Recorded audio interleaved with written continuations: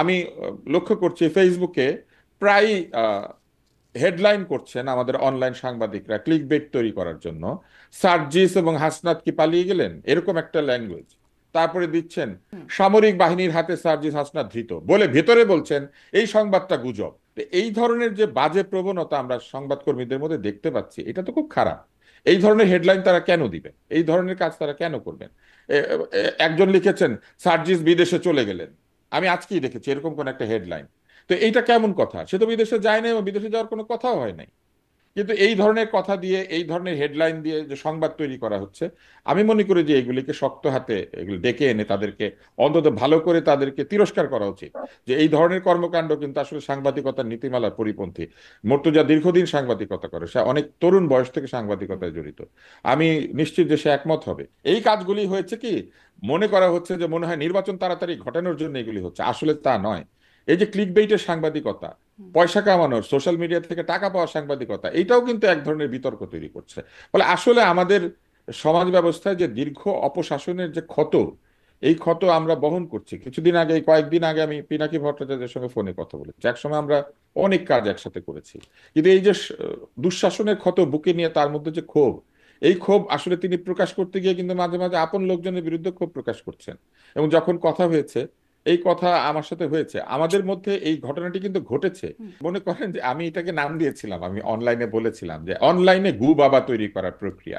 আপনার নিশ্চয়ই মনে আছে যে এফডিসির আশেপাশে, রেল ক্রসিং গুলির আশেপাশে সুন্দর জামা কাপড় পরা কোনো নারী কিংবা কোনো স্যুটকোট পরা কোনো লোকজন যদি রিক্সায় একা, এক ভদ্রলোক চলে আসতেন, তিনি খুবই অভদ্র, তিনি এসে বলতেন গু মাখায় দিব বলে তিনি ভয় দেখাতেন, টাকা দে টাকা দে, তখন তাড়াতাড়ি টাকা দিয়ে দিলে উনি চলে যেতেন। কেউ তাকে চ্যালেঞ্জ করতো না যে তোকেও আমি আজকে গোসল করায় দিব। তো একদিন সত্যি সত্যি আমি বন্ধু বান্ধব নিয়ে তাকে চ্যালেঞ্জ করেছিলাম, পানি নিয়ে গিয়েছি এবং যখন এসেছে ঝপাত করে পানি মেরে দিয়েছি।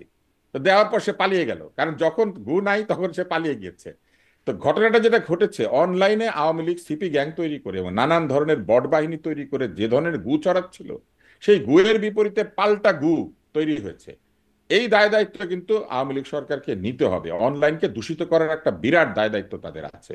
এবং এই দূষিতকরণের প্রক্রিয়ার মধ্যে তারা শত শত ওয়েবসাইট তৈরি করেছিল, শত শত ভুয়া নিউজ সাইট তৈরি করেছিল, যেগুলোর নাম দেখলে বোঝা যেত আজকের কথা, সময়ের কথা, দিনের কথা, রাত্রির কথা, জনগণের কথা, সব কথা দিয়ে।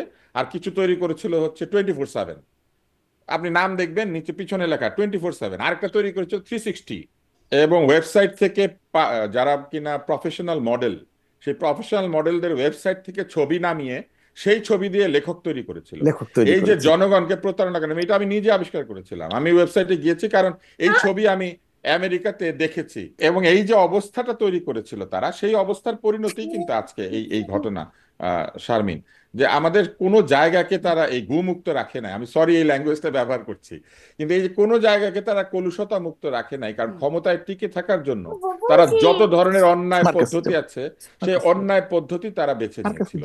এবং সেই অন্যায় পদ্ধতির শিকার কিন্তু আমরা প্রত্যেকে মার্কাস হয়েছি, প্রত্যেকে হয়েছি। হাতে ধরেন কোনো কিছু ধরিয়ে দিয়ে ছবি তৈরি করা হয়েছে, লোকজনের মাথা কেটে আরেকজনের মাথার উপর বসিয়ে দিয়ে ছবি তৈরি করা হয়েছে। একবার একটা ছবি এসেছিল, বিগত তথ্যমন্ত্রী বিশাল খাওয়া দাওয়া নিয়ে বসেছেন খেতে, যেটা সত্য মার্কাস ছবি ছিল। সেই ছবিতে তথ্যমন্ত্রী মাথা কেটে ফেলে দিয়ে আরেকজনের মাথা শেষ করি। বসিয়ে ছবি তৈরি করার চেষ্টা করা হয়েছে। এরা ছবি এডিট করতো, নানান কিছু করতো।